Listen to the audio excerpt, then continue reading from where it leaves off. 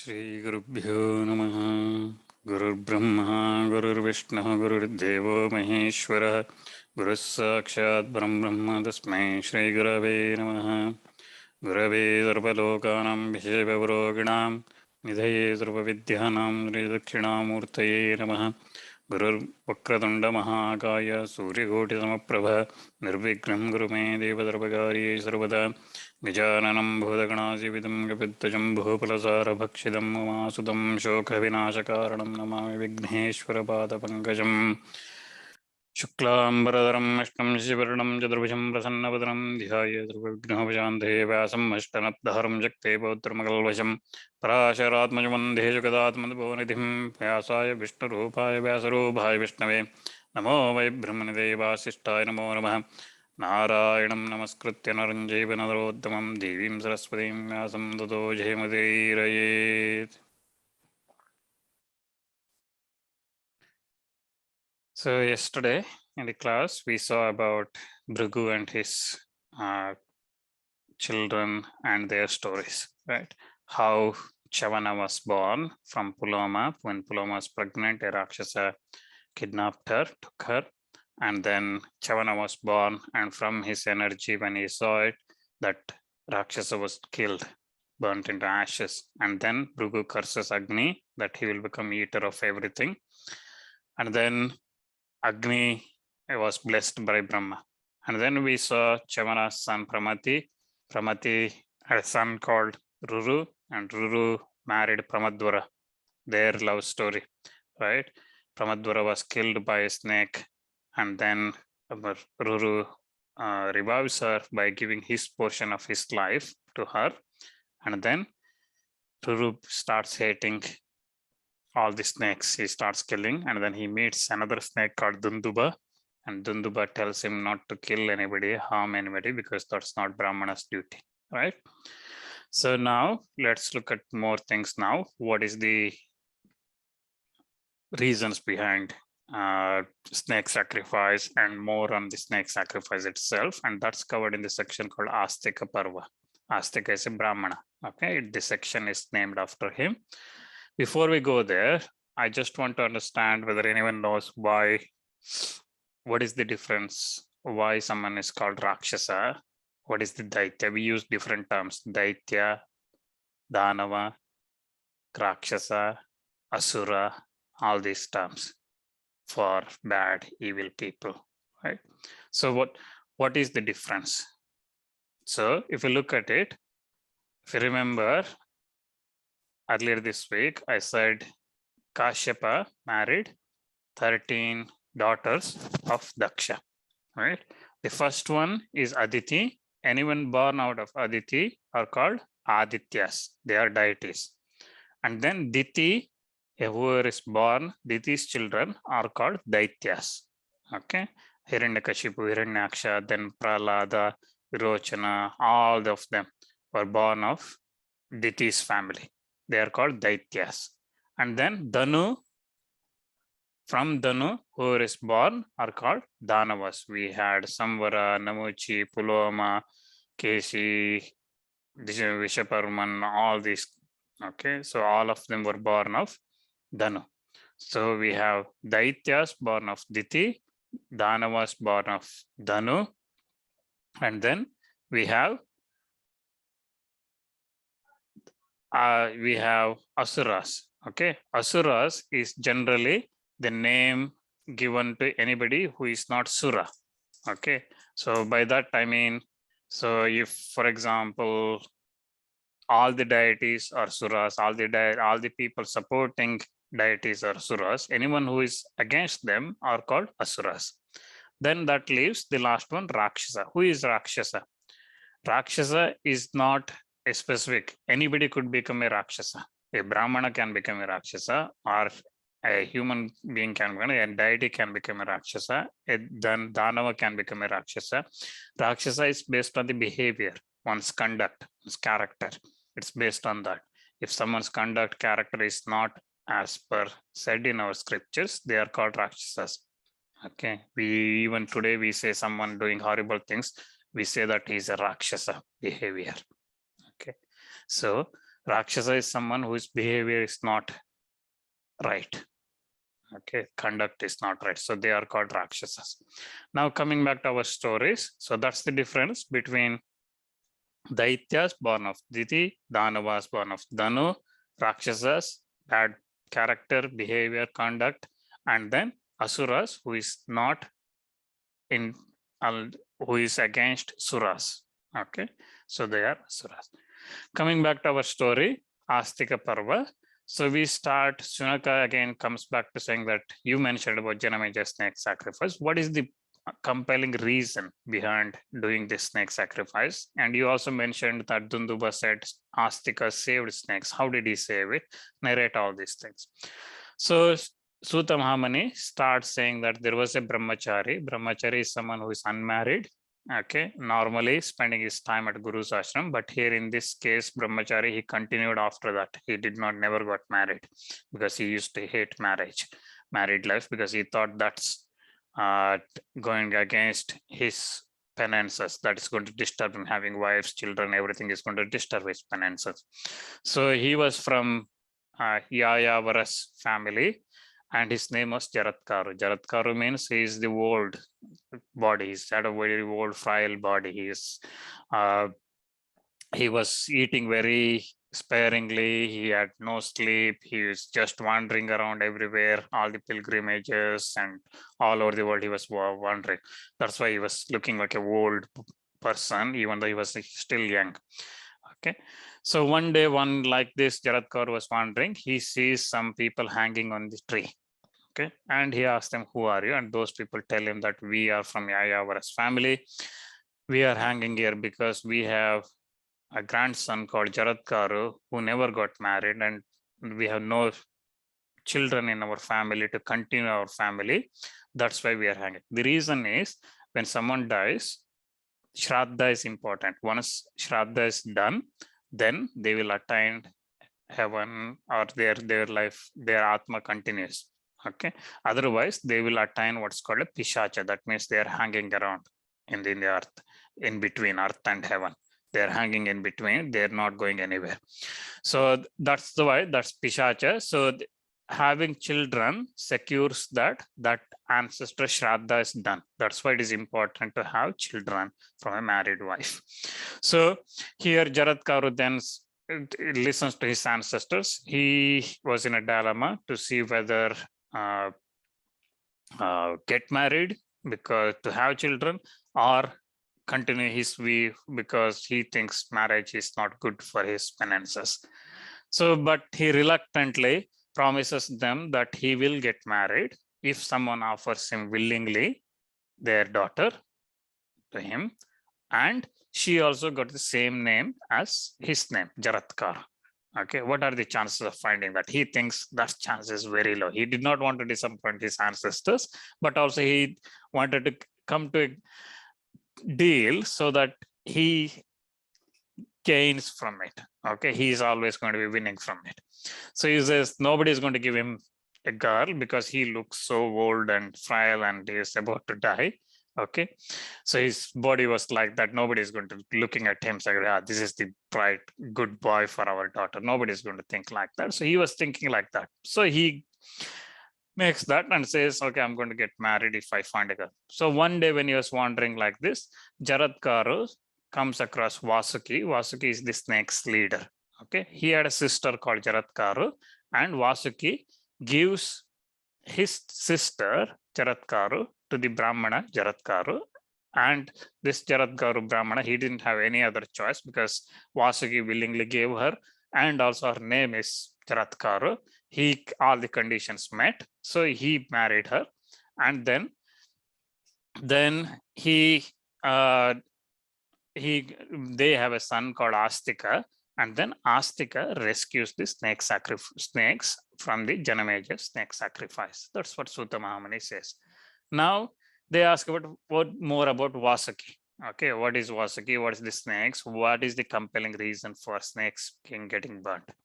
So we start with the story of birth of the snakes and Garuda.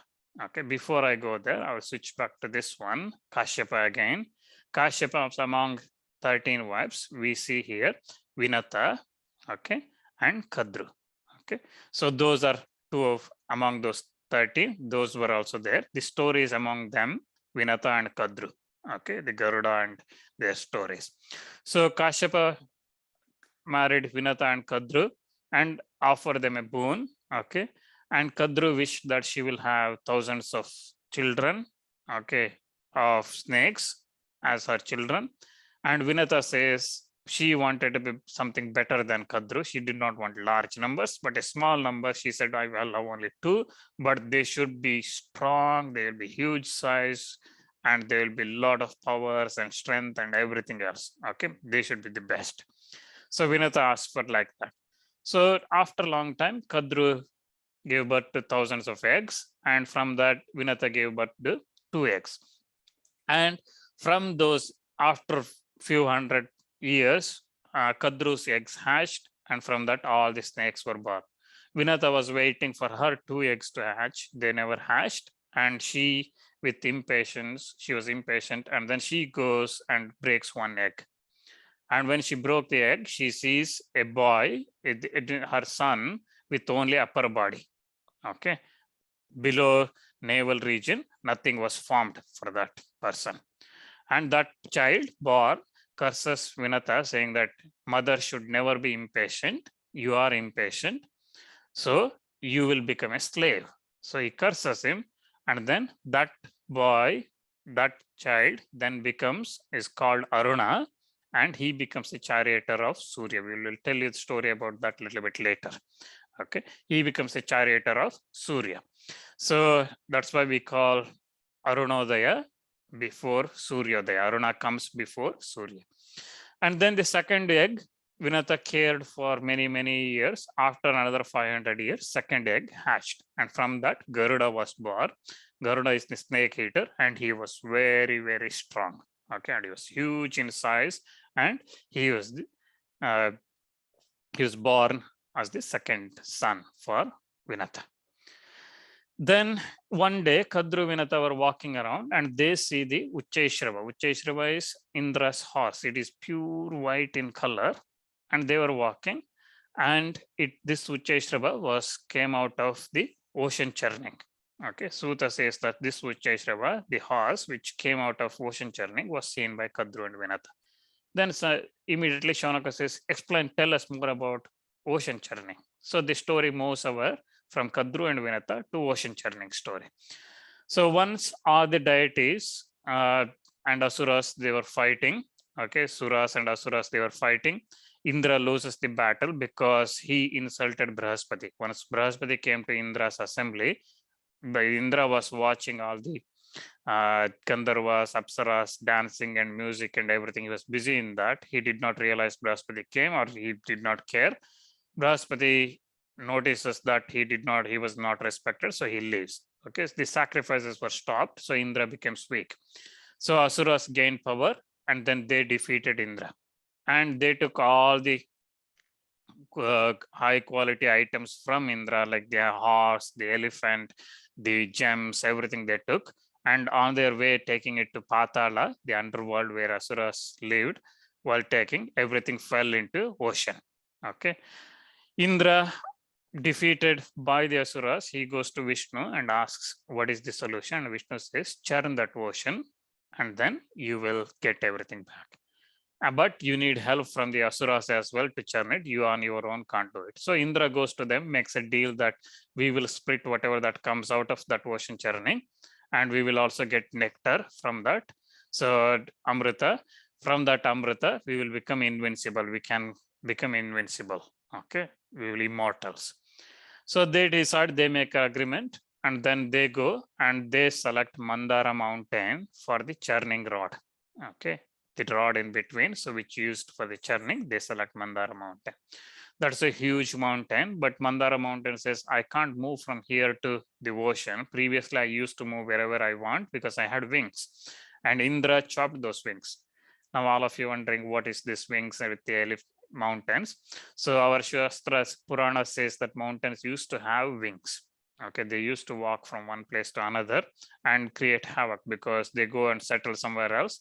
new place, all the people and everything would get disturbed because of a new mountain came around. Morning, nothing was there. It was plain fields. And next day, when you look at it, there's a huge mountain. Okay, all the roads and everything. Imagine all the things going wrong. Okay, this is like in today's science says that Earth was moving, the earth plates were moving, and the new mountains created or new valleys created, all this kind of things. So this was probably how our Shastras, Puranas explains it.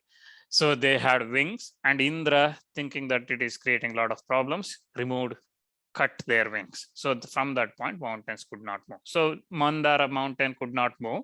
Then they ask Ananta, which is snake, who if on Ananta, Vishnu sleeps on him. He's the thousands of heads snake. From Ananta, he moves that mountain to the ocean. They start, this is the photo of churning. The first photo is, you might have seen in India, ladies churning curd, and from that getting better. The second one is representation of how Suras and Asuras using Mandara mountain started churning. They used Vasuki as the cord. Okay, as the cord, they used Vasuki, another snake, as the cord. So they started churning, and all the great things started coming out of it.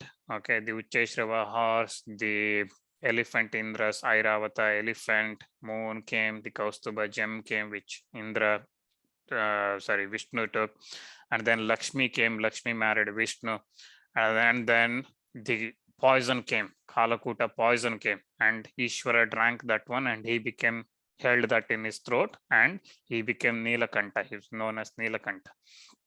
And then finally, Amrita came. Okay, Dhanvantari brought Amrita in his hand, and then looking at that Amrita, immediately Asuras took hold of that Amrita. Okay, they took hold of, and then Vishnu comes in the form of a lady, woman, beautiful woman called Mohini, and he tricks the Asuras and gives the Amrita to all the deities. While he was feeding like that, okay, Rahu joins the deities queue, and then he also drinks it. Rahu is a Danava. Okay, he drinks it, and Surya and Chandra notice it and inform Vishnu, and Vishnu with his chakra cuts Rahu's head into two, and Rahu becomes Rahu and Ketu. Okay, from that time, Rahu started fighting with Surya and Chandra, and Rahu started swallowing Surya and Chandra. So this is what we call eclipses. Okay, so when Surya is swallowed by Rahu, it is solar eclipse. When Chandra is swallowed, it is lunar eclipse. Okay, Surya and Chandra became Surya becomes very, very sad that he tried to help the deities, but he's the one now getting affected because of this. So because of that, Surya starts moving at random pace. Some days he comes very late in the morning. Some days he comes but never goes out. Okay, there is no sunset.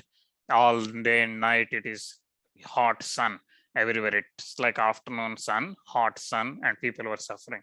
They go to Brahma, and then they tell him that this is the problem. And then Brahma tells Aruna, who is Vinata's son, to become the charioteer of Surya. And then from that point, Aruna starts controlling the pace of Surya. Okay, sun, how fast he moves, and his morning rising and evening sunset, Aruna starts controlling. That's why we say Arunodaya. Aruna comes before, he is a charioteer. He comes before Surya. Okay, Suryodaya. Before Suryodaya, Arunodaya happens. So then coming back to the story, so that's how Garuda, the ocean churning happened. And coming back to the Vinata story, we said Aruna cursed Vinata to become a slave. Okay, so one day, as I said, Kadru Vinata were going outside. They saw the Ucheshrava, the white horse, Indra's horse. They just started arguing. Vinata says, how beautiful this white horse is. Kadru says, yeah, beautiful, but its tail is black. Okay, so at that time, they realize that this tail is black, and then Kadru Vinata says, no, it is not black. They make a deal, they argue, and they say that if it is black, you become my slave. If it is not black, I become your slave. Okay, like that they make a wager and then they go home. They say, we'll come back tomorrow morning. Next day, Kadru tells her sons, all the snakes, that you go and cover the tail of that Ucheshrava horse so it looks black. Okay, some snakes say that, no, mother, that's wrong. We should not do those kind of cheating. Okay, but Kadru gets angry. She says, you are not obeying your mother's orders. You will be consumed by the fire. Okay, you will be burnt by the fire. She says, and Brahma says, so be it. At that time, listening to that, Brahma says, so be it. The reason Brahma says it because these snakes were creating a lot of problems for everybody. They used to go and bite everybody, their poison for fun. Okay, so Brahma says that this is the only way they are going to be controlled. These snakes, if they get burnt by fire, then only we can control their race, their population. And Brahma also then later on explains Kashyapa a method of neutralizing or reducing that curse. Okay, so we'll see that what it is a little bit later. Okay, so then the snakes go and cover the tail of the Ucheshrava horse. Vinata realizes that Kadru cheated but accepts slavery. Garuda, because Vinata is slave, he also starts serving his Kadru and all the snakes. One day he was carrying all the snakes to a new island for a holiday.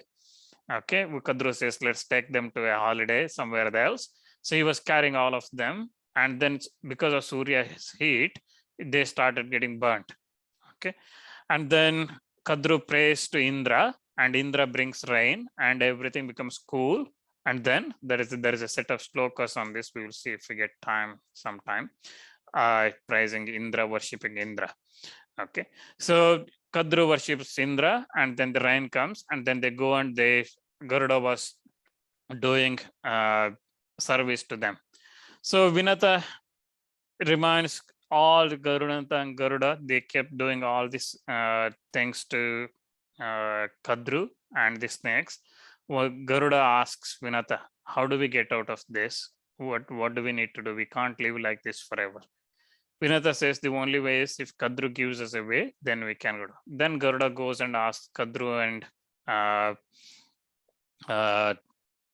Kadru and all the snakes, tell us a way. Okay, how we can get out of this slavery. The snakes say that if you bring Amrita, because they know that whoever drinks Amrita becomes immortal. So the only way they thought they can get out of this curse from their mother is by drinking Amrita. Okay, so they say that if we bring Amrita, we will release you from slavery. So Garuda says, okay, I will go. Okay, so Garuda, Vinata, before he goes, Vinata tells him that you go, I know you are hungry, go to the place called Nishada. There the people are not following our duties. Eat them as much as you want. And then, but be careful, don't eat any Brahmanas because Brahmanas should never be hurt. Vinata blesses him and sends him away. And Garuda on his way goes to Nishadas. He eats as much as he wants. And then he catches a Brahmana, his throat starts burning. He releases that Brahmana and then flies away. On his way, he sees Kashyapa, his father. And Kashyapa says, you can eat the elephant and the tortoise nearby lake. There is an elephant and tortoise. And then he gives them the background of those people. He says they were the two rishis called Vibhavasu and Supritika. They were brothers. They were arguing over the wealth of their parents. Okay, parents left some wealth and they were arguing, and then they cursed each other to become an elephant and a tortoise, and they still keep fighting and disturbing that lake. They are huge in size. Go and eat. Garuda goes and then he catches them. In one claw he has elephant, another claw he has tortoise. He carries them. He lifts them and then starts flying. He goes to a mountain called a place called Alamba mountain. On top of that mountain, he tries to sit on a tree branch, huge tree. We imagine those elephants and tortoise are also huge elephants and tortoise. Garuda himself is even huge. And then they try to sit on a tree, the branch breaks.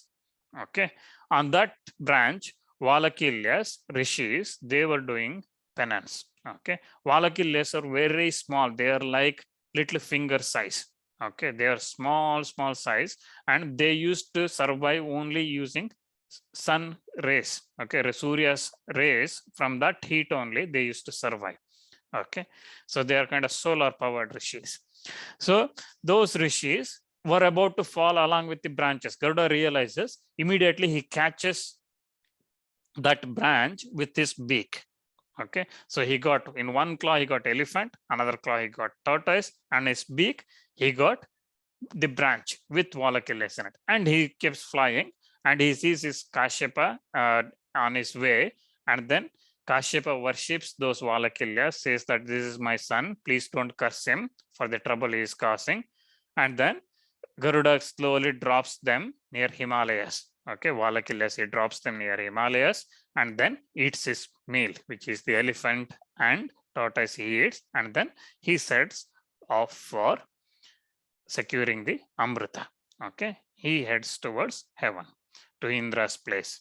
Okay, so we'll see what happens after that. We'll see that in next week's class. Okay, thank you. Hari Om.